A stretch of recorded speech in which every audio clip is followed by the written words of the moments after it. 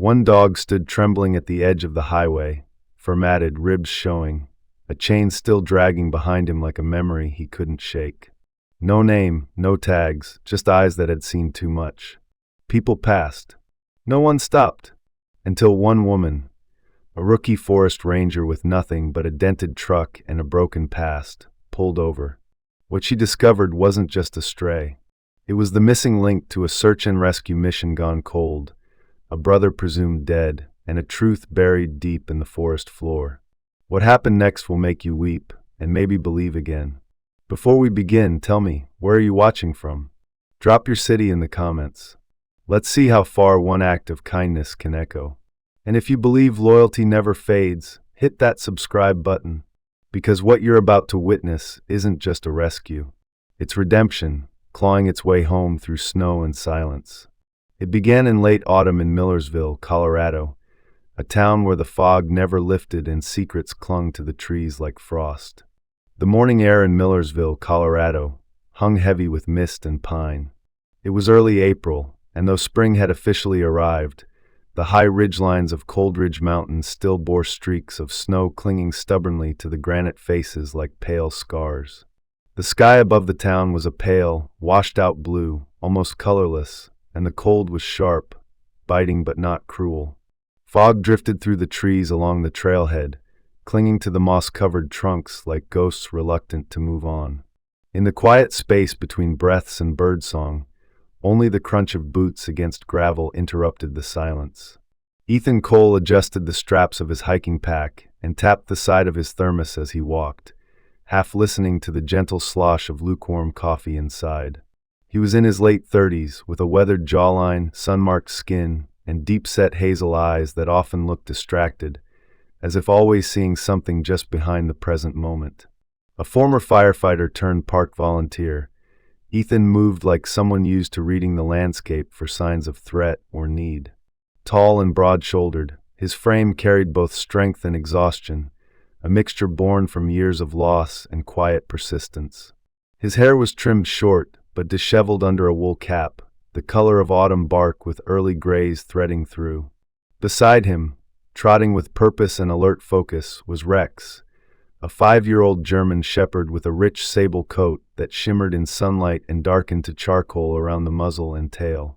His build was muscular but lean, a balance of agility and strength honed from endless hours on trail runs and obedience drills. His eyes were a deep brown, sharp and steady, constantly scanning the underbrush as if the whole forest might whisper secrets only he could hear. Rex had once been part of a K-9 police training program in Denver.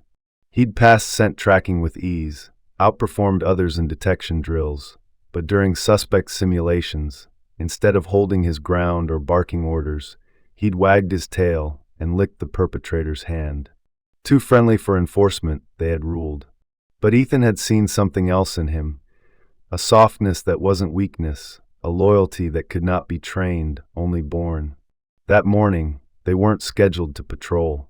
But the trail cams had picked up signs of small rock movement near Boulder Crest Trail, and Ethan figured it was as good an excuse as any to let Rex stretch his legs, and for himself to avoid the stillness of his empty cabin. Rex zigzagged ahead with the eager precision of a dog who never quite accepted the idea of rest. His nose traced along pine needles, rock faces, and patches of melting frost like a map only he understood. Ethan whistled low. "Easy, buddy. We're not chasing anything today." Rex paused, looked back, then resumed with even more determination. The trail wound upward between narrow switchbacks and moss-covered stone walls. The forest here was old, untouched in places, with aspen trees that creaked like distant voices and cedar roots twisted in arcs like frozen serpents. Fog thickened as they approached a ridge, where the ground split from erosion and led into a narrow ravine choked with broken branches and snowmelt. Suddenly, Rex stopped. His tail stiffened midair, ears shot forward. Ethan watched as Rex sniffed the wind, then darted left, off trail. "Rex!" Ethan called. No response. The dog had vanished behind a slope of jagged stone. Cursing under his breath, Ethan followed. "You're going to get me written up," he muttered. He scrambled up over loose gravel and ducked under a low-hanging branch, boots slipping slightly on wet pine needles. Then he saw it. Rex was frozen near a split in the earth, just beyond a small landslide from the previous winter. A large granite boulder had rolled halfway into a shallow pit, creating a dark, narrow gap in the rock wall. Rex stood at its edge, nose low, whimpering softly. Ethan knelt beside him. "What do you smell?" he whispered. He pulled a flashlight from his belt, clicked it on, and aimed the beam into the crevice. At first, all he saw were shadows and soil. Then fabric. Something blue. He leaned closer. A frayed jacket sleeve was pinned under a scattering of loose rock. He swallowed hard. Just below it, partially exposed, were pale bones. Ribs, bleached and bare. The air in the ravine seemed to drop 10 degrees. Ethan didn't move for a long moment. Then, he slowly reached for his radio. "Coal to base," he said, voice steady but low. "I've got possible human remains near Boulder Crest, off the main trail. Sending coordinates now." Marked by canine. He looked at Rex, who was sitting now, head slightly tilted, eyes locked on the opening like he could still hear something moving inside. Ethan placed a hand on the dog's shoulder. "Good boy," he said softly. By noon, the trailhead buzzed with motion. Yellow tape, ranger trucks, the low murmur of radios and footsteps. Forensics officers worked methodically around the site, and Rex sat beside Ethan, watching everything with calm detachment.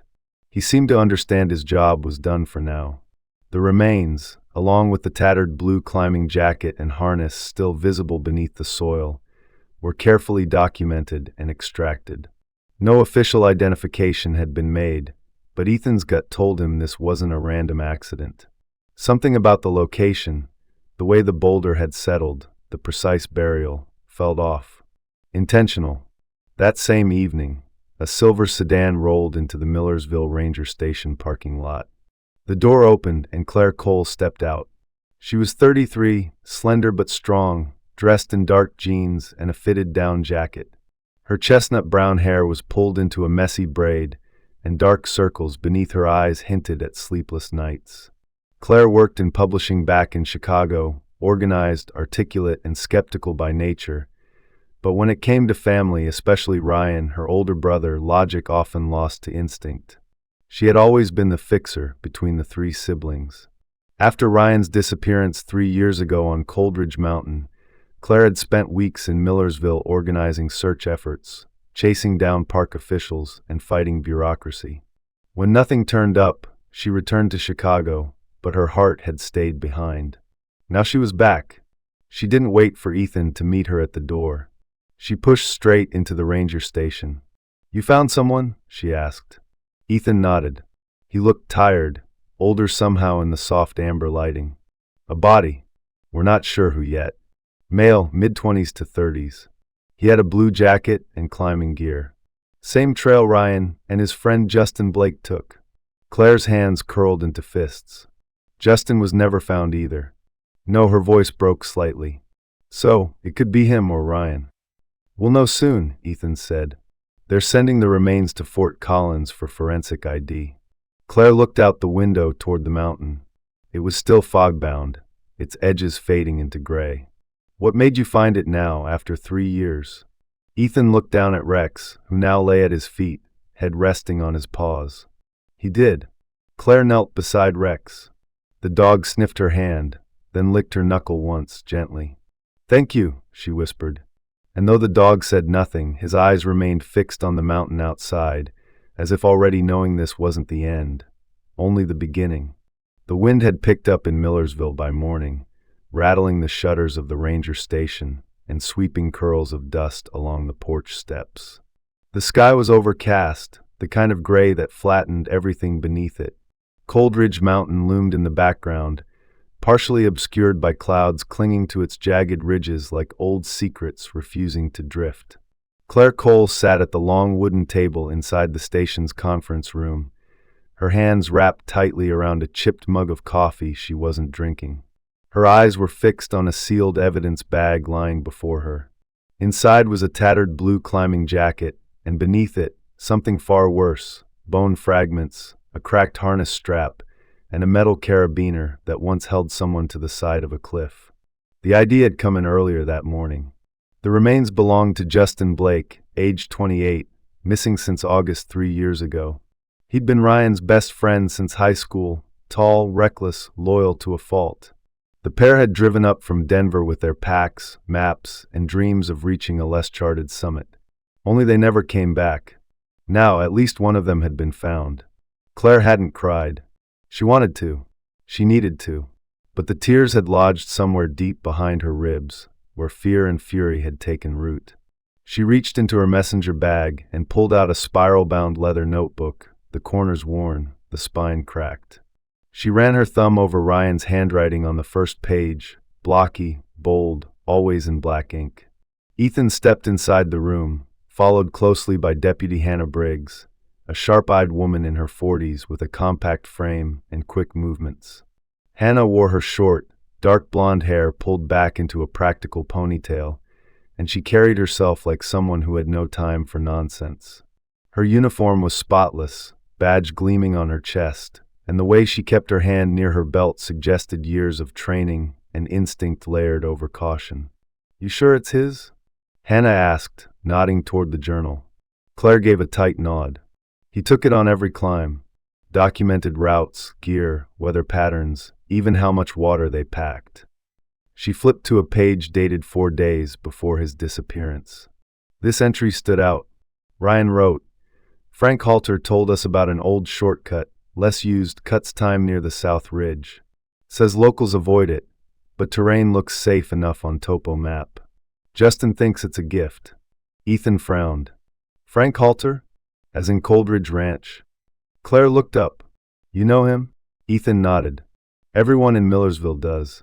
He owns most of the land between here and the outer ridges. Ex-military. Runs cattle and breeds horses. Keeps to himself." "I went through Ryan's storage unit this morning," Claire said, sliding a paper across the table. "I found this." It was a folded pay stub, Ryan Cole, temporary ranch hand, Coldridge Ranch, signed off by Frank Halter himself. Hannah squinted at the signature. "So he worked for Frank. That changes things." "Not if Frank says he never met Ryan," Claire snapped.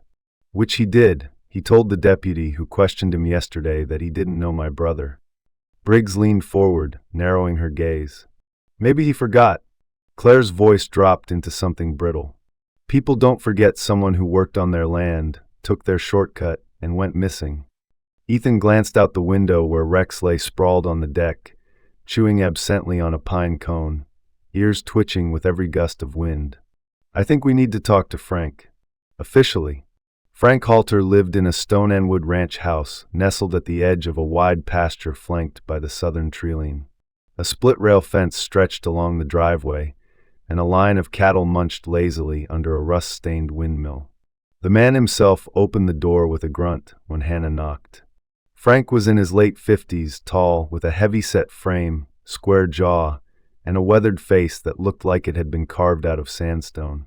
His gray beard was trimmed close, and his eyes were a pale blue, sharp, watchful. He wore a plaid flannel shirt, jeans with worn knees, and boots caked in red clay. His left hand had a faint tremor, barely visible unless you were looking. "Deputy," he said, voice like gravel, "didn't expect you back so soon." "This is Claire Cole," Hannah said. "Her brother Ryan disappeared 3 years ago. You told our office yesterday you didn't know him." Frank's gaze shifted. "Still don't." Claire stepped forward, holding up the pay stub. "Then explain this." Frank took it, eyes scanning. His jaw flexed once. "Could be a mistake. We hire a lot of temp workers. My ranch manager handles the paperwork." "You signed it," Claire said coldly. There was a long pause. Then he shrugged. "Maybe I met him. Briefly. We don't do background checks on kids fixing fences. Could have been here a week, maybe less." "Ryan wrote that you showed him a shortcut near the South Ridge," Hannah said. "Said it shaved an hour off the route." Frank's face stayed neutral, but his fingers curled slightly at his sides. "Lots of people know that shortcut. But not everyone leads 2 climbers toward a trail that ends with one of them dead and the other still missing," Claire said, voice trembling. Frank didn't flinch. If you think I had something to do with your brother disappearing, you better come back with more than a hunch. Hannah's tone stayed flat. We might. They left with no more answers than they arrived with, but Claire couldn't shake the look in Frank's eyes, a flicker of something behind the calm, like he was remembering more than he admitted. That night, back at Ethan's cabin, Claire sat in Ryan's old sleeping bag with the journal open in her lap. Rex lay curled beside her, his warm body pressed against her leg. She traced the inked lines again and again, stopping at the sentence about Frank's shortcut. It wasn't just a detail. It was a breadcrumb, and breadcrumbs led somewhere. She whispered into the stillness, "I'm going to find you, Ryan. No matter who tries to stop me." Outside, the wind howled down from Coldridge Mountain, and somewhere in the dark forest, a tree creaked like it might fall. The morning broke colder than expected, with a thin layer of frost glazing the pine needles and the breath of Millersville's early risers fogging in front of their faces. Clouds hovered low across the Coldridge Range, smothering the peaks in thick silence. It was the kind of morning that made people speak softly, as if afraid to wake something ancient in the woods. At the edge of the ranger station lot, Rex stood at alert, ears perked and eyes narrowed toward the eastern ridge. He hadn't stopped pacing since dawn. Inside, Ethan Cole reviewed satellite overlays of Coldridge's landslide zones with Deputy Hannah Briggs.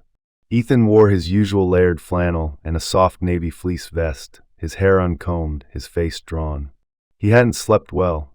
There was something in Rex's behavior, more intense than usual, more insistent. "We should follow him," Ethan said, motioning toward the window. "He's tracking something. Same spot. Every time we walk near the eastern path, he veers north." Hannah studied the map, tracing the contour lines with a pen. "That slope collapsed last winter. Trail's technically closed." "Rex doesn't care about technicalities," Ethan replied. "And he's not wrong often." Outside, Claire Cole approached, her boots crunching over gravel. She had her brown hair tucked under a knit beanie, her coat zipped to her throat. Her eyes were rimmed with fatigue, but her posture was upright and focused. She held Ryan's journal under one arm and a thermos of coffee in the other. "You're going out?" she asked. "Yeah," Ethan replied. "Rex keeps pulling toward the wash zone. Then I'm coming." Before Ethan could respond, the wooden screen door creaked behind them. Claire turned and froze. Frank Halter was standing at the edge of the porch, one hand resting lightly on the railing. He looked the same, large-framed, thick-browed, flannel buttoned too tight over a bulked chest, but today there was something different in his stance. Not threatening, but deliberate, watchful. His pale blue eyes darted between them before settling on Claire. "I heard you're back in town," he said gruffly. "I never left," she replied, holding his gaze. Frank stepped down onto the gravel path. "Just wanted to say I'm sorry about your brother. And Justin. Hell of a thing to find a boy's bones after all this time." Claire didn't speak. She watched him carefully. He scratched his beard and shifted weight onto his right leg. "I didn't have anything to do with what happened to them," he said, voice lower now, quieter. "You should know that." Ethan noticed Rex standing still behind them, tail stiff, lips drawn back slightly. A low growl vibrated in the air like a warning barely given. "Rex?" Ethan murmured, placing a hand on the dog's side. "Easy." But Rex didn't stop. His gaze was locked on Frank. Claire noticed it too. "He doesn't growl like that," she said. "Not unless something's wrong." Frank's jaw tensed. "It's just a dog." Claire stared at him. "He's more than that." Frank opened his mouth to respond but stopped. He looked at Rex one last time, then turned and walked toward his pickup. His boots kicked at the gravel harder than needed. He didn't look back. Hannah stepped onto the porch just in time to see his truck disappear down the road. "Something's up with him." "Yeah," Ethan said. "Let's go find out what." The team, Ethan, Hannah, Claire, and Rex, trekked 2 miles up a winding back trail that had been officially closed due to erosion. The air turned thinner as they climbed, the scent of cedar sharp and alive. Rex led the way, nose low, body tense. It was Ethan who first spotted the slope, a jagged spill of gray rock and broken timber, leading down to a sharp drop where the mountain had split during last winter's thaw. Rex stopped at the edge of the debris, nose twitching. He gave a single bark, then bolted down into the rocks. "Rex!" Ethan called, but the dog was already halfway down. They followed carefully, boots slipping against the loose stone. When they reached the bottom, Rex was pawing at a pile of collapsed brush beside a boulder the size of a truck tire. His claws scraped at something half buried in dirt. Ethan knelt, brushed back the debris, and froze. It was a boot, its leather cracked and dark with age. One lace was still tied. Inside, visible beneath the tattered cuff of a pant leg, was the unmistakable curve of a human foot bone. Claire turned away, her hand flying to her mouth. Hannah radioed it in immediately. "We have partial remains. Location 2.1 miles east off Coldridge Trail. GPS incoming." Rex sat beside the boot, quiet now, his tail unmoving, head bowed. As if paying respects, Ethan placed a hand on his head. "You found him," he whispered. "Good boy." Back in town, the discovery swept through Millersville like a crack of thunder. News didn't travel fast in places like this, it traveled loud. By afternoon, people whispered in diners, fingers pointing toward the ranchlands east of town. At the ranger station, Claire sat across from Sheriff Bill Donnelly, a broad-chested man in his 60s with a faded cowboy hat and the calm of someone who'd seen the worst and stopped expecting the best. His salt and pepper mustache twitched as he read the report. His eyes, soft green with flecks of gray, didn't rise until he finished. "You're saying Frank Halter gave your brother directions off trail?" he asked. Claire nodded. "It's in Ryan's journal. He called it a shortcut. And now both boys are dead or missing near the exact area Frank owns." Bill scratched his cheek. "Frank's been helpful to the sheriff's office for years. Donated radios, gear, even sponsored a rescue vehicle." "That doesn't mean he didn't lie," Claire said. Bill studied her. "You got anything harder than a journal entry and a boot?" Claire opened her bag and pulled out the payroll stub again. "He signed off on Ryan's pay. He knew him. Pile site. It's thin, but I'll send a formal request for Halter's land records and the trail access logs. See if anything jumps." As she left the office, Claire felt a presence to her left. Rex sat waiting on the bench near the door, tail thumping once as she approached. She bent and rubbed behind his ears. "You always know," she murmured. "Don't you?" He licked her hand in reply. The evening sun sank behind the Coldridge Hills, casting the fields in long golden shadows. The cows in the lower pastures had gathered quietly near the tree line, their silhouettes still and watchful against the fading light. Coldridge Ranch stretched outward like a memory preserved in amber, beautiful, contained, and too quiet to be entirely innocent. A steady breeze moved through the alfalfa fields, carrying with it the scent of hay, leather, and something else Claire couldn't quite name, something metallic, cold, and unnatural.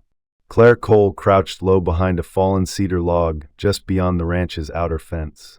She was dressed in dark jeans, hiking boots, and a faded brown jacket that blended well with the scrub around her. Her hair was pinned up beneath a black cap, and a compact field bag was strapped across her shoulder. Her breath was steady, but her heart beat with urgency. Every instinct told her she was close, closer than ever to the truth. Rex was not with her tonight. He remained with Ethan back at the cabin, reluctantly left behind.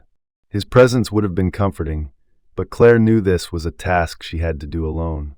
She had waited until well past sunset, ensuring the ranch hands were finished with the day's work. The only visible activity was from a single barn light flickering near the stables and the distant hum of a generator. The main house stood tall and still, windows dark except for one dim light in the upstairs study. Frank Halter hadn't been seen for hours. Claire slipped through a gap in the wire fencing and crossed the pasture, keeping low to the ground. She moved quickly but cautiously, guided by a map she had sketched from satellite images and old topographic scans of the property. She'd studied the ranch for days, noting unusual breaks in the tree-line, patterns in vehicle movement, and one specific concrete structure that didn't appear on any official land records. It was near the base of a hill, partially obscured by thorn brush and a cluster of elder trees. When she reached it, her breath caught. It was worse than she expected. The structure was a flat-roofed bunker, made of poured concrete, weather-stained and rimmed with dirt. A vent system jutted from the earth like steel gills, humming faintly. A security camera blinked red above a steel-reinforced door, and a keypad glowed faintly in the dark. The building sat low, partially buried into the slope of the hill, as if designed to be forgotten. Claire dropped to her knees and crept toward one of the ground-level vents. She pulled out a small parabolic mic she had borrowed from Ethan's old fire scouting gear, compact and sensitive. She placed it near the grate and turned the receiver on. At first, only the low hum of air pressure filled her ears. Then something shifted. A voice. Faint. Male. Weak. "Please. I did everything. Don't leave me again." The words were followed by a metallic clang, the sound of chain links rattling. Claire's eyes widened. Another voice replied, this one clearer, deeper, frighteningly calm. "You know the rules. You don't make noise at this hour." "I'm sorry. I'm sorry." There was a loud bang, something slammed. Claire nearly dropped the mic. Her hands trembled. She pulled out a digital recorder from her coat pocket and hit record. She knew that voice. It was Ryan. She sat frozen for a moment, blinking back tears. She had found him. Alive. But what was this place? Suddenly, movement at the corner of the bunker snapped her out of her haze. A shape shifted, someone exiting the structure. Claire dropped flat to the ground, heart pounding. Through the brush, she saw a man walking away from the door. He was carrying a flashlight and wore a hooded jacket. His gait was stiff, deliberate. He turned his head briefly, and though it was too dark to be certain, Claire would have sworn it was Frank. She waited until the figure disappeared into the distance before crawling to the side of the structure and placing a motion-activated infrared camera in the crook of a nearby tree. The camera was disguised in a bark-textured casing, barely distinguishable from the surrounding woods. Then she pulled out a second device, a mini sound recorder, and tucked it into a crevice near the vent pipe. She remained there for another 10 minutes, straining to hear more, but the voices had gone silent. Satisfied she'd gathered as much as she could for the night, Claire retreated the way she had come, keeping low, her movements swift but cautious. She didn't allow herself to breathe freely until she was back behind the fence and halfway through the forest trail leading toward town. She kept replaying the words in her head, "Don't leave me again." At the edge of the woods, she paused, leaning against a tree, trying to calm her racing pulse. Her brother was alive, but something was deeply, horribly wrong.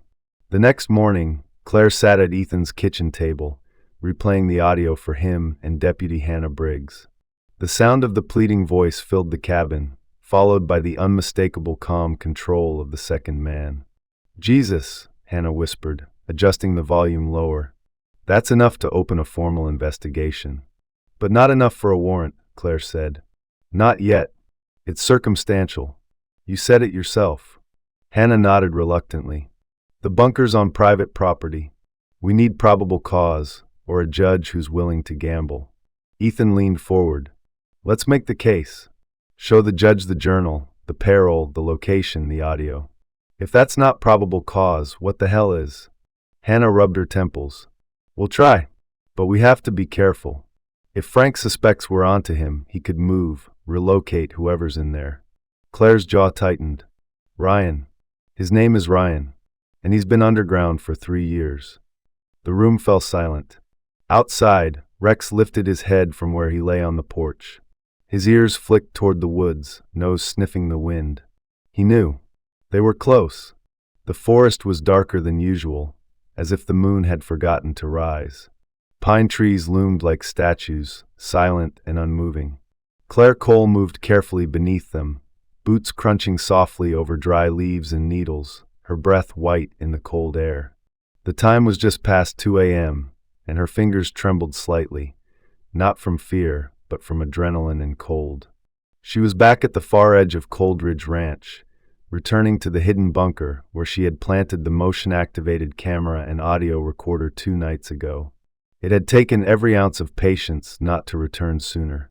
She wore a dark thermal coat and gloves, and her hair was tied back tightly beneath a black beanie. A headlamp stayed off in her pocket, light would only give her away. Her field bag bounced lightly at her hip, carrying a fresh memory card, backup batteries, and a flashlight she hoped not to use. As she crept along the same fence line and slipped through the gap near the old cedar log, she didn't notice the change in the air, the absence of wind, the heavy stillness. Even the cows were quiet. The bunker loomed ahead, squat and ugly. Claire ducked low, moved to the side tree where she had hidden the infrared camera, and reached up to retrieve the device. She had just unlatched the strap when she heard it. Footsteps. Fast. Deliberate. She turned sharply, but it was too late. A heavy figure slammed into her from behind, driving her into the tree. Her field bag was ripped from her shoulder. She gasped, tried to scream, but a gloved hand clamped over her mouth. Claire struggled, clawing at the arm around her throat, kicking backward, but the man was strong, brutally strong. Should have stayed gone, a voice growled into her ear. It was Frank Halter. She felt the jab of something sharp in her neck, a syringe. Ice flooded her veins. Darkness swallowed her before she could scream. Claire awoke in silence. The air was cold, musty, and metallic. Concrete walls surrounded her on all sides. A single flickering light bulb buzzed above, casting weak shadows. Her wrists burned. They were bound with metal cuffs, chained to a bolt in the wall. She was lying on a thin mat on the floor. Her head throbbed, and her mouth was dry. Across the room, in the far corner, a figure stirred. Thin, hunched, barely more than bones wrapped in skin. Claire blinked. "Ryan," she whispered.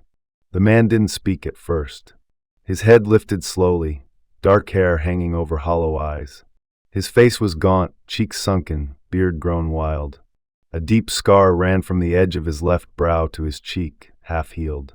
He wore a tattered hoodie and sweatpants several sizes too large. He looked at her like she was a hallucination. "Claire," he croaked, his voice cracked and faint, as if unused. She choked on a sob. "Oh my God! Ryan!" Tears welled in her eyes, but she blinked them away. She couldn't afford to break. She had to stay sharp. "What did he do to you?" she whispered. Ryan didn't answer. He flinched as a heavy door somewhere down the corridor opened with a groan. Claire turned her head toward the sound. Boots on concrete. Frank Halter entered the room carrying a steel tray with a bottle of water, a cup of instant oats, and a small pill. He was dressed in his work shirt and jeans, sleeves rolled to the elbows. His face was calm, but his eyes were flat and distant, like a man watching his own nightmare from the outside. "You're awake," he said without surprise. "Good." Claire stared at him. "You drugged me. You chained me." Frank set the tray on a small wooden stool beside Ryan and handed him the pill and water. Ryan took them without protest. He didn't meet Claire's eyes. "He needs routine," Frank said. "Stability. This is the only place he's safe." "You locked him in a hole for 3 years, Claire hissed. Frank crouched beside her. "He was broken. I didn't do that. The world did. I gave him purpose. Quiet. A place no one could hurt him again. You kidnapped him." Frank's gaze hardened. He could have left. "I never locked the outer door until he tried to run. After that, he became confused." Claire clenched her jaw. He wasn't confused. He was surviving. Frank stood and turned toward the door. "You'll come to understand. In time." As he stepped out, the heavy door groaned shut and locked behind him. Claire looked back at Ryan, who now stared at the floor. She slid slowly closer on her knees, chains rattling. "I'm here," she whispered. "You're not alone anymore." Ryan trembled. His lip quivered, but he didn't speak again. Back in Millersville, the morning was chaotic. Ethan Cole had awoken to find Rex gone.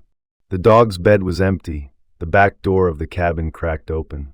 No paw prints on the porch, just vanishing into the forest. It wasn't like him. Worried, Ethan grabbed his jacket and headed to the ranger station. But before he could speak, Rex reappeared, covered in mud, panting hard, wild-eyed. He barked at Ethan once, then grabbed his jacket sleeve between his teeth and tugged. "What is it?" Ethan asked, already reaching for his radio. Rex barked again, pulled harder. "Something's wrong," Ethan muttered, already moving toward the truck. He called Deputy Briggs on the way. Claire's gone. Rex is panicked. He's trying to lead me somewhere. Within 20 minutes, a small team of search and rescue, 2 deputies, 1 fire medic, and Ethan, were in a 4x4 pushing toward the eastern edge of Cold Ridge Ranch. Rex sat in the back, whining low, tail twitching, nose to the window. They parked near the tree line and let him out. Rex bolted into the brush. Ethan followed. The team moved fast through the woods, guided by the dog's relentless pace. They reached the bunker clearing, just as dawn split the sky in gray and gold. Rex circled near the steel door, barking furiously, scratching the dirt. "There!" Ethan shouted. "That's it!" Briggs stared at the vent and the embedded keypad. "This is it. But it's locked." "I don't care," Ethan said. "We're getting her out." He looked down at Rex, who now sat, tense, watching, ears forward, his entire body a quiet alarm. The fire medic pulled out bolt cutters. Ethan stepped forward, heart pounding. "Claire," he called, voice loud and clear. "We're here." From inside, faintly came a single sound. A knock, then another, and then a voice. "Ethan!" The steel door groaned as it gave way, the bolt cutters clanking to the side, just before Deputy Hannah Briggs gave it a solid kick. The frame shuddered, but didn't break. Inside, the air was still, compressed with years of mold, rust, and a thick, unspoken rot. Ethan Cole adjusted the beam of his flashlight, its cone of light cutting through the darkness like a blade. Rex stood at his side, chest rising and falling, ears pinned forward, hackles raised. The German shepherd's right paw was bleeding, a jagged cut across the pad, likely from sharp rock, but he refused to limp, refusing even more to wait. Hannah gave one last nod to the fire medic, Jared Lewin, a square-shouldered man in his early 40s with deep brown skin and short, tight curls peppered with gray. Jared was known for his calm under pressure, and this morning was no different. He carried the breaching bar with practiced ease and jammed it into the bunker's frame. With one final heave, the door popped open. A burst of stagnant, metallic air hit them like a slap. "Go," Hannah ordered. Rex shot forward first, his body slipping low like a shadow along the concrete. Ethan and Jared followed close behind, the hallway tight and cold, its walls damp with condensation. It smelled like decay and disinfectant. Pipes lined the ceiling. Down the corridor, a dim light flickered behind another door. "Claire!" Ethan called. A pause. Then, softly, 3 knocks. Jared reached for the handle. It opened from the inside. Claire Cole stood in the frame, pale, shaking, eyes wide with relief. A bruise bloomed across her temple. Her jacket was missing, replaced by an old blanket draped over her shoulders. Her wrists were red and raw. Behind her, huddled near the wall, was Ryan. Ethan's breath caught in his throat. Ryan looked almost unrecognizable. His once athletic frame had collapsed into skin and bone, and his dark hair hung greasy and matted. His cheeks were hollow, and a thin layer of stubble covered his gaunt jaw. But his eyes, the color of deep river stone, were the same. Rex padded over slowly. Ryan flinched at first, instinct pulling him back. But Rex lowered his head, pressed his nose to Ryan's hand, and waited. Ryan blinked. Then, slowly, he touched the dog's snout. "Rex," he whispered. His voice was raspy, strained. His fingers trembled. He looked up and saw Claire. You really came." Claire dropped to her knees and wrapped her arms gently around him. She buried her face in his shoulder, careful not to squeeze too hard. "I told you I would." Rex sat beside them, his bleeding paw tucked underneath, but his eyes never leaving the darkened hall. They emerged from the bunker into the half-light of dawn, the gray sky bruised with streaks of rose and gold. The cold mountain air hit Ryan like a flood. He winced, one hand shielding his face, but Claire stayed beside him. Jared wrapped an emergency blanket around his shoulders, and 2 more medics met them at the tree-line with a stretcher. As they were loading Ryan into the transport ATV, Deputy Troy Mitchell, a lean man in his early 30s with reddish hair and a scar on his chin from a logging accident years ago, came running from the western ridge. "We got movement near the back of the pasture," he called. Hannah turned. "Frank?" Mitchell nodded. "Trying to get to the stable. Armed." Ethan clenched his jaw. He's not getting away. Rex growled low and limped forward, still ready despite the pain. No, Hannah said firmly. You did your job, soldier. Stay here. The team split. Hannah, Mitchell, and 2 deputies circled to the pasture. Claire stayed beside Ryan, her hand never leaving his. Jared examined Rex's paw and shook his head. Deep cut, not life-threatening. He'll need stitches. Ethan knelt beside the dog. Good boy, he whispered. You brought us all the way. You rest now. Minutes later, a sharp yell echoed through the trees, then 2 gunshots. The forest fell silent, and then a voice over the radio, subject in custody. No officers injured. Frank Halter had been found in his barn, shotgun loaded, a small backpack stuffed with cash and documents slung over his shoulder. He didn't fight. He just dropped the weapon and sat in the hay, staring into the distance like a man who had finally run out of places to lie. By late morning, Ryan was airlifted to a trauma facility in Fort Collins. Claire rode beside him, her fingers curled around his skeletal hand. He drifted in and out of consciousness, whispering fragments of memories that didn't make sense yet.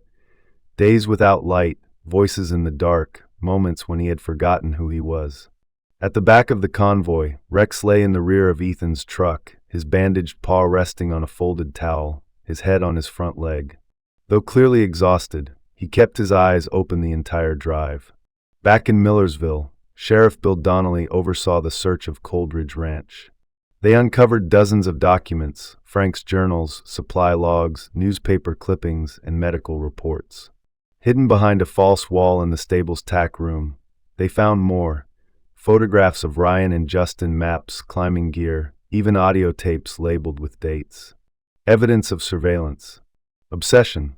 Frank never confessed to killing Justin, but his logs revealed he blamed Justin for interfering, and that after an argument in the woods, he had staged the rock slide. Whether he buried Justin himself or let the mountain do it for him, no one knew for sure. But the proof was enough. Charges included kidnapping, unlawful imprisonment, attempted murder, and obstruction of justice. He would never leave prison. That night, Ethan sat outside his cabin with Rex resting at his feet. Claire returned from the hospital just before midnight. Her face was pale, her shoulders heavy with fatigue, but her eyes were clear. He's stable, she said, her voice soft. Doctors say recovery will take time. Months. Maybe longer. Ethan nodded. He'll get there.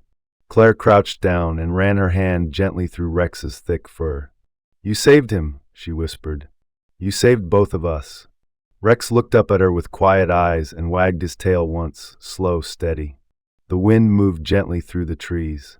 For the first time in 3 years, it didn't feel haunted.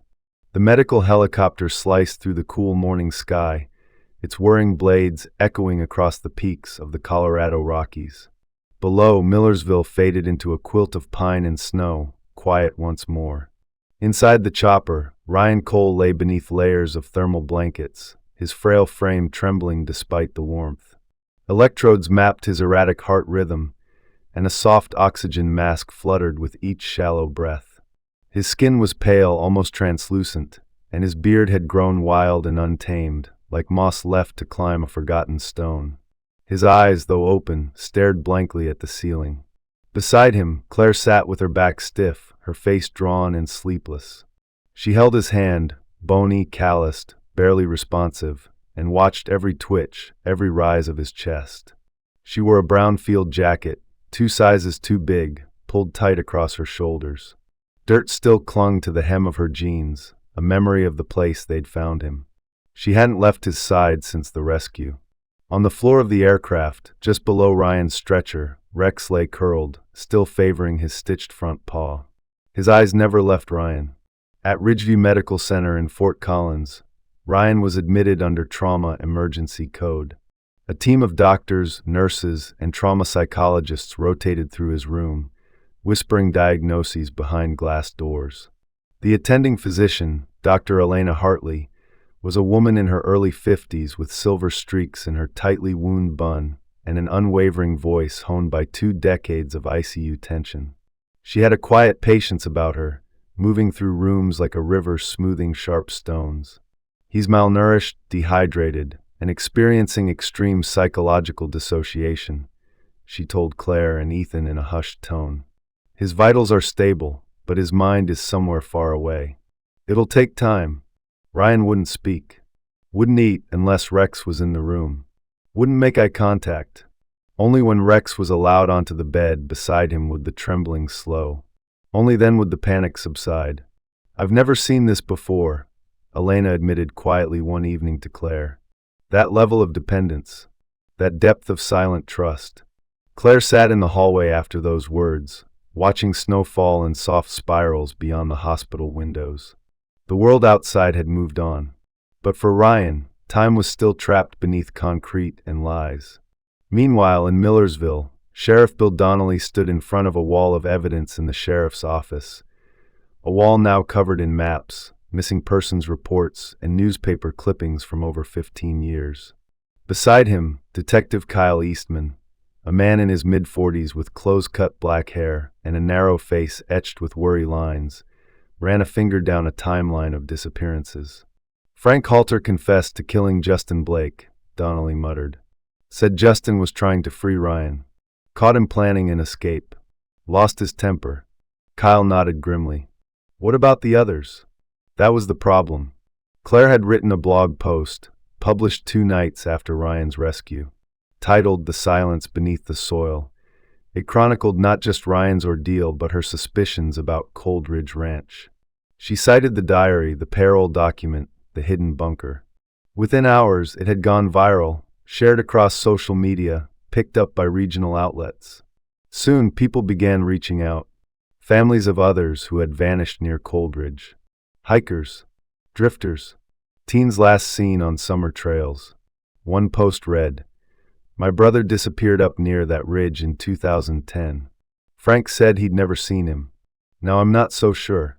The sheriff's office began receiving dozens of emails, each one a whisper from the past. Back at the hospital, Claire noticed something strange. A young nurse, Maggie Lynn, had started leaving notes for Ryan. She was no more than 24, soft-spoken, with almond-shaped eyes and jet-black hair always pulled into a ponytail. She'd once studied animal therapy before switching to nursing. Every day, she slipped a folded piece of paper under Ryan's food tray. A joke, a quote, a doodle of a mountain and the sun rising behind it. Ryan never responded, but one afternoon, Claire caught him unfolding a note and staring at it for 10 minutes. "You're making progress," she whispered to him later, brushing hair from his forehead. Little steps. Rex lay at the foot of the bed, head resting on Ryan's feet, breathing slow and steady. 3 days later, during a routine psych evaluation, Dr. Hartley brought in a soft blanket from Rex's crate, the one the dog had slept on every night since adoption. When Ryan saw it, something flickered in his eyes. Something old. Something fragile. His fingers reached for it. "Rex's?" he rasped, voice breaking like ice beneath weight. Claire stood, heart pounding. "Yes. He's right here." Rex perked up and rose to the side of the bed. Ryan's fingers curled into the blanket, like a child clinging to a tether. Then he said, barely audible, "I dreamed of sunlight and his fur." It was the first coherent sentence he'd spoken. Dr. Hartley didn't say anything. She simply wrote something in her notes, then quietly stepped outside. That night, Ryan fell asleep without sedation, with Rex stretched across his legs and Claire curled into the visitor chair, her hand resting on her brother's blanket. Back at the ranch, crime scene techs uncovered fresh evidence in a second structure, an old grain silo converted into a false storage unit. Hidden inside were identification cards, GPS equipment, and several outdated video recordings. Investigators now believed Frank had been using Cold Ridge as a way station, perhaps even a holding site for individuals he considered lost causes or wanderers. The theory was horrific, and it was still unraveling. In Millersville, Claire was called to speak at a local town hall. She stood before a quiet crowd of neighbors, hikers, and reporters. Her voice trembled at first but steadied with each word. "Silence is not peace," she said, "and secrets don't bury themselves. If something feels wrong, say something.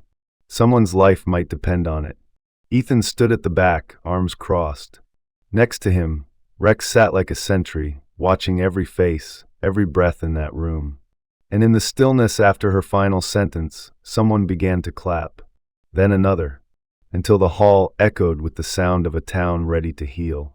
The air was thinner up here, as if the mountain still held its breath after all that had happened. Coldridge Ridge, once the site of unspeakable silence, now shimmered with early summer light. Snow had retreated to the highest peaks, revealing ribbons of green threading through the valleys. A warm breeze rustled the pines as if nature herself whispered a gentle welcome back.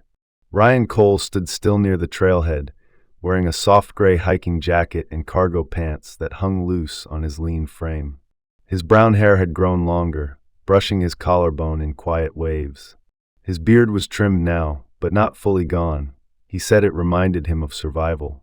His eyes no longer carried the blank distance of trauma, but a calm introspection, like someone who had swum far beneath the ocean and returned with a pearl. Beside him, Claire adjusted her camera strap and brushed a strand of chestnut hair behind her ear. She wore jeans and a windbreaker in forest green, the same shade as the nonprofit's logo she now proudly represented. Her posture was more grounded, her steps more deliberate. Grief had carved hollows in her, but they had filled with purpose. Ethan, in his mid-30s with salt beginning to pepper his temple, wore a plaid shirt with the sleeves rolled, revealing a faint scar across his forearm from the day he fell helping the rescue team. He stood with one hand resting on Rex's broad back. And Rex, noble dark-coated Rex, sat tall between them, tongue slightly out, his golden brown eyes scanning the horizon. 6 years old now, with a thicker ruff around his neck and a hint of gray dusting the fur behind his ears, he still moved with alert grace. His paw, once injured in the rescue, had healed, though he carried a slight limp when tired. To Ryan, that limp was not weakness, but proof of loyalty that walked through fire. They were gathered not for a hike, but for something sacred. Just ahead, on a stone pedestal nestled beside the wooden trail sign, stood a bronze statue, life-sized and sculpted with meticulous detail. It was Rex, captured mid-stance, head slightly tilted as if he were listening to a distant echo. The texture of the fur, the shape of the ears, even the slight scar on his right leg, every feature had been faithfully rendered. Below it, engraved into the metal plaque, "For those who never gave up sniffing out the truth." A small crowd had gathered. Locals, hikers, officers, a few journalists. Among them was Sarah Dempsey, a retired park ranger in her 60s, wearing a faded ranger hat and a khaki vest adorned with old service pins. Sarah had once supervised the Coldridge trails in the 90s, back when no one imagined such darkness could live beneath such beauty. With wiry white hair and a tall, wiry build, she moved with a quiet intensity. Her voice, when she spoke, was soft but firm. "Some heroes don't wear uniforms," she said into the mic. "Some wear fur and wait by the door until the storm breaks." The statue unveiling had been a joint project between Claire's organization, the local sheriff's office, and a coalition of trauma survivors from surrounding counties. They had raised funds, petitioned the city council, and won public approval to dedicate the site to Rex, and through him, to every silent guardian that never stopped searching. After the short ceremony, as the crowd dispersed, Ryan approached the statue alone. He ran his fingers gently along the bronze paw. "He saved me more than once," he said quietly to no one in particular. "Even when I didn't know I still wanted to be found." Claire stepped beside him, handing him a small notebook. The cover read, "Rex's Trail" in gold cursive. Inside were pages, some typed, some handwritten. Ryan had been writing his memoir, part survival story, part tribute. "I still think it's too soon," Ryan had told Claire months ago. "You don't write because it's time," she replied. "You write because it keeps the shadows from coming back." He now nodded slowly. "I think I'm ready." In the weeks following the rescue, Claire had thrown herself into building something lasting, the Haven Line Project, a nonprofit dedicated to supporting survivors of long-term disappearance, abduction, and trauma.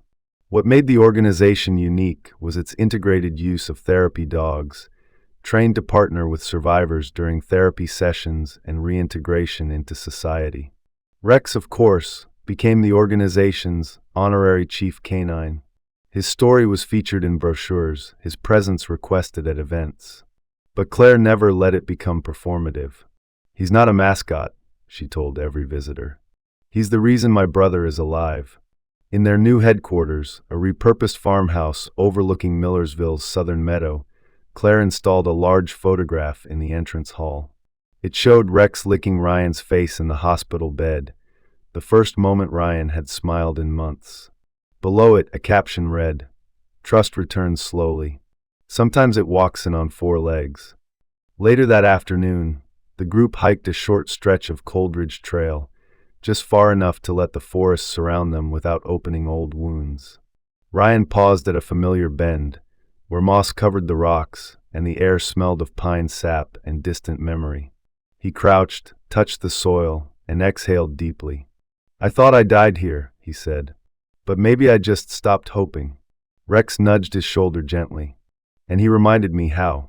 They walked until the sun dipped behind the ridge, turning the sky a faded rose. As they turned to head back, Ethan clapped a hand on Ryan's back. "You sure you're not ready to try the summit?" Ryan grinned. "Maybe next year," with Rex leading. Claire laughed, and the sound carried down the slope like wind through cedar. They didn't need to conquer the mountain today. They just needed to know it no longer held their ghosts. Sometimes, the answers we pray for don't come in thunder or lightning. They come on 4 legs, with tired eyes and a heart that refuses to give up. Rex was just a dog to the world. But to Ryan, to Claire, and to everyone touched by his journey, he was something more. A reminder that God still moves, even in silence. Even through fur, through pain, through wilderness and waiting. In life, we often feel buried by grief, chained by unanswered questions, or lost in valleys no one else can see. But miracles aren't always loud. Sometimes they walk beside us, loyal and unnoticed, until the truth is finally free. If you believe that love never quits, that loyalty is divine, and that God still sends angels, even with pause, then share this story. Let someone else be reminded today that hope is still alive. Comment amen if this story touched your heart, like, share, and subscribe to support more stories that honor faith, healing, and second chances, and may God bless you and your loved ones wherever you are.